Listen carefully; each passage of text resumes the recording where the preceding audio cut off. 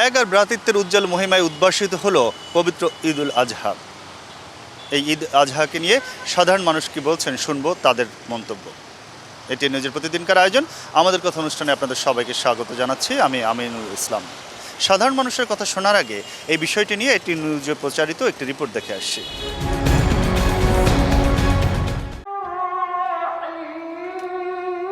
হাতে জায়নামাজ, গায়ে পাঞ্জাবি আর মাথায় টুপি। ঈদের সকালে ধর্মপ্রাণ মুসল্লিদের গন্তব্য জাতীয় ঈদগাহ। ধর্মীয় ভাব আর ঈদ আনন্দ মিলেমিশে মুখর হয়ে ওঠে পুরো এলাকা।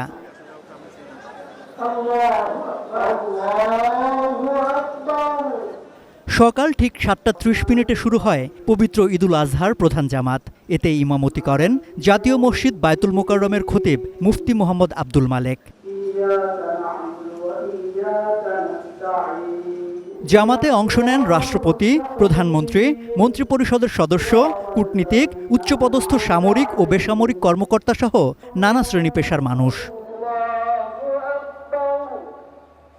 নামাজ শেষে দেশ, জাতি ও মুসলিম উম্মার শান্তি, সমৃদ্ধি এবং কল্যাণ কামনায় বিশেষ মোনাজাত করা হয়। একই সঙ্গে ত্যাগের মহিমায় উজ্জীবিত হয়ে মানব কল্যাণে আত্মনিয়োগের আহ্বান জানান খতিব।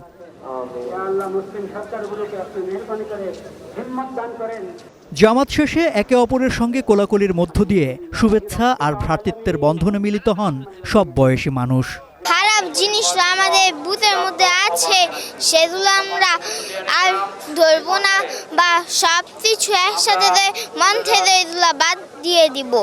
নিজের ভিতরে ত্যাগের বিনিময়ে আমরা দেশটা সুন্দরভাবে পরিচালনা করতে পারি। নিজের স্বার্থে না দেখি, দেশের স্বার্থে দেখি, মানুষের স্বার্থে দেখি। আমরা এই আল্লাহর কাছে দোয়া করছি, আল্লাহ তুমি আমাদের দোয়া কবুল করো। সবসময় আমাদেরকে মনে রাখতে হবে যে ত্যাগের মাধ্যমেই মহিমান্বিত জীবন তৈরি করা সম্ভব।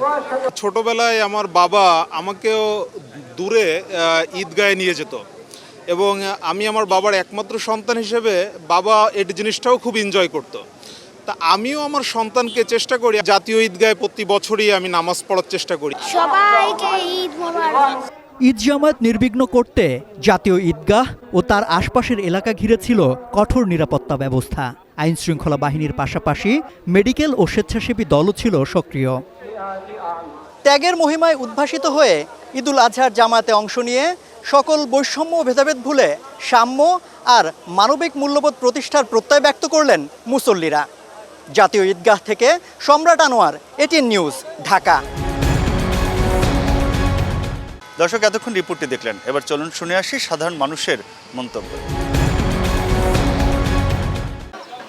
না, আসলে আমাদের যে সময়টা গেছে, বাচ্চা আমরা যখন চাইল্ডে ছিলাম তখন একটা আলাদা একটা মজা ছিল। এখন যারা আছে বাচ্চারা, এরা আসলে আছে মোটামুটি, তবে আমাদের মতো তারা খুব একটা এনজয় করে না। মোবাইলের সময় তো সব মোবাইলের মধ্যে চলে গেছে। আমরা যেভাবে আমার বাপ দাদার সাথে হাটে যেতাম, যতক্ষণ গরু না আনতো কান্নাকাটি করতাম বা হইচই করতাম, এই জিনিসটা আমাদের ছেলে মেয়েদের মধ্যে খুব একটা নাই। ঈদুল আজহা হচ্ছে আল্লাহ রাস্তা কুরবানি দেওয়ার। আমাদের নবীজি তো দিয়ে চলে আসছেন, প্রথম নবী দিয়েছিলেন ইব্রাহিম আলাইহিস সালামকে। তাহলে আমরাও দিব ইনশাল্লাহ। ওই নিয়ত রাখতে হবে যে আল্লাহ রাস্তা, এটা হচ্ছে কুরবানি গরিবের জন্য। আমরা মানুষ গরু জব দিব, বন্টন করে দেবে গরিব আত্মীয় স্বজন, এটা উদ্দেশ্য এটাই, সবসময় আল্লাহ রাস্তা দেওয়ার জন্য প্রস্তুত থাকেন। এই ত্যাগটা আসলে সর্বক্ষেত্রেই করতে হবে। হ্যাঁ, আল্লাহ তাআলা ত্যাগ করাকে পছন্দ করে, দিনের খাতিরে, দিনের বিষয়ে ত্যাগ করাকে পছন্দ করে। এই কোরবানির দ্বারা যাতে আমার দিলের মধ্যেও একটা পরিবর্তন আসে, ঠিক আছে। আর ঈদুল আজহা হচ্ছে এটা মুসলমানের একটা মানে ঈদ, খুশির একটা দিন।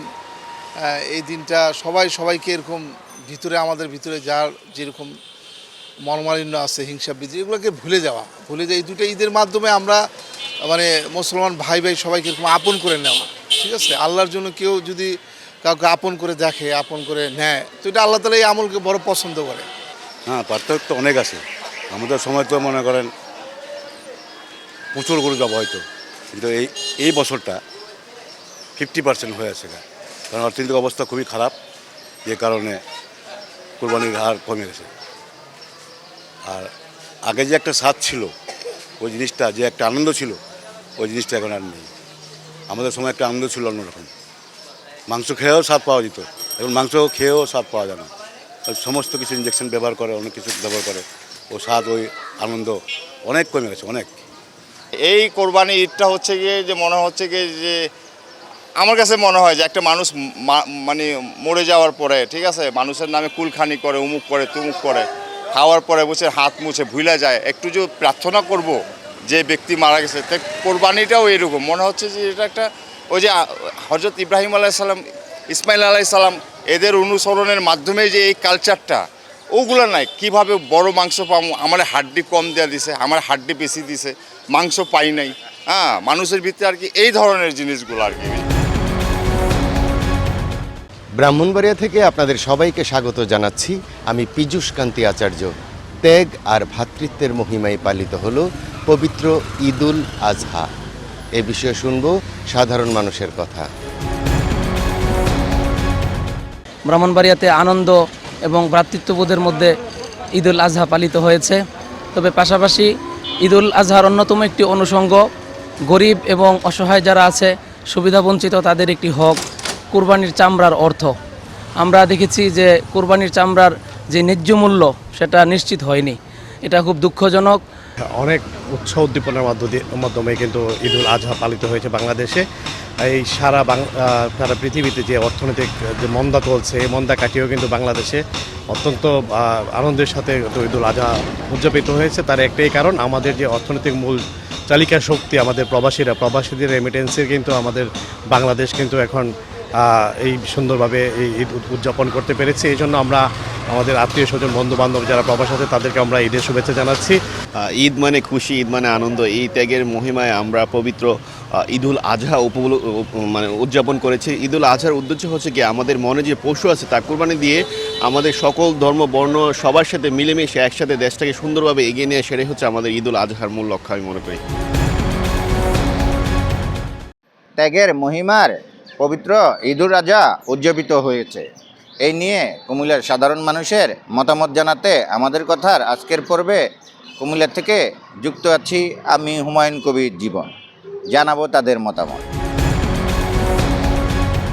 আলহামদুলিল্লাহ, ঈদ সুন্দরভাবে কাটছে এবং সুন্দর আবহাওয়া ছিল। আর ঈদের আগে গরু কিনলাম, গতকালকে ঈদ হলো, মাশাআল্লাহ আবহাওয়া খুব ভালো ছিল। পরিবার পরিজন নিয়ে ঈদ খুব সুন্দর কাটছে এবং কুমিল্লাবাসী সবাই মাশাআল্লাহ আনন্দের সাথেই এবার ঈদ উদযাপন করতে পারছে বলে আমার ধারণা। হ্যাঁ, এবার ঈদ খুব ভালো কেটেছে, বৃষ্টি বাদল ছিল না। তারপরে কুমিল্লার প্রশাসন খুব যত্ন সহকারে সেবা দিয়েছে এবং কুমিল্লার সিটি প্রশাসক তার কথা অনুযায়ী সব কিছু করেছে, সুন্দরভাবে ময়লা পরিষ্কার করেছে। আমাদের কাছে আনন্দ লেগেছে।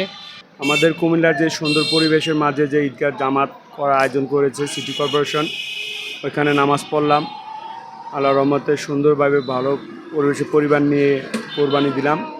ঈদ আলহামদুলিল্লাহ ভালো কাটছে। ঈদ ফ্যামিলি নিয়ে আমরা ঈদ ভালোভাবে ঈদ যাপন করছি আর কি, সুন্দরভাবে ঈদ করছি। বৃষ্টি ছিল না, কোরবানি সুন্দরভাবে দেওয়া হয়েছে। ঈদের আনন্দ বজায় থাকুক, ত্যাগ আর ভ্রাতৃত্বের বন্ধন আরও সুদৃঢ় হোক, এই কামনায় আজকের আমাদের কথা শেষ করছি। দেখা হবে আবার অন্য কোনো বিষয় নিয়ে, একই সময় একই চ্যানেলে। সে পর্যন্ত সবাই ভালো থাকুন, সুস্থ থাকুন আর এটিএন নিউজের সঙ্গেই থাকুন।